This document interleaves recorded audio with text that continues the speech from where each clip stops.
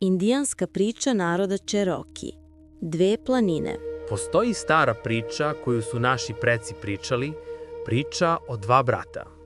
Ova dva brata nisu bila obična dečaka. Jedan od njih je bio veoma hrabar, ničega se nije plašio.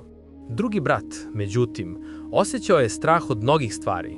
Mraka, nepoznatih zvukova šume, visokih stena. I zbog toga je bio jako tužan.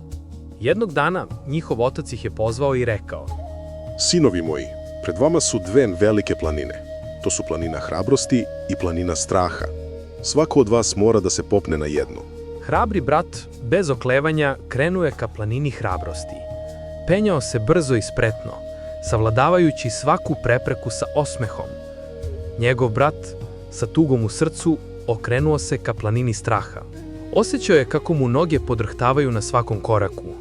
Put uz planinu straha bio je težak. Dečak je čuo zastrašujuće zvukove, video senke koje su se pomerale, a vetar je zavijao kroz drveće. Ali on nije odustajao. Išao je polako, korak po korak, plačući ponekad, ali uvek nastavljajući dalje. Svaki put kad bi se suočio sa nečim strašnim, duboko je disao i hrabrio se da pređe preko toga. Na vrhu svoje planine, hrabri Nat je stigao bez ikakvih teškoća. Osjećao se samouvereno i jako. A onda je pogledao prema drugoj planini. Toga trenutka nešto se promenilo u njemu. Ugledao je svog brata, tako malog i usamljenog, kako se bori protiv straha. I tada je shvatio pravo značenje hrabrosti. Hrabrost nije u odsustvu straha, već u tome da se put nastavi uprkos strahu.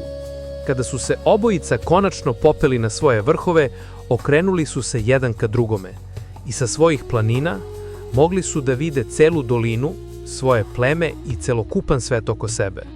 Njihovi pogledi su se sreli, a oni su razmenili osmeh pun razumevanja. Mudri otac Čiroki je rekao svojoj deci: Vidite, svako od nas se penje na sopstvenu planinu. Neki putevi izgledaju lakši, a neki teži.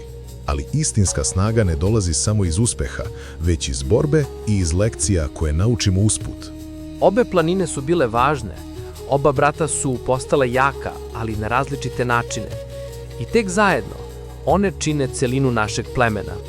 I tako, deco, zapamtite, vaša planina, ma kakva bila, vas čini onim što jeste i nikada ne odustajte od uspona.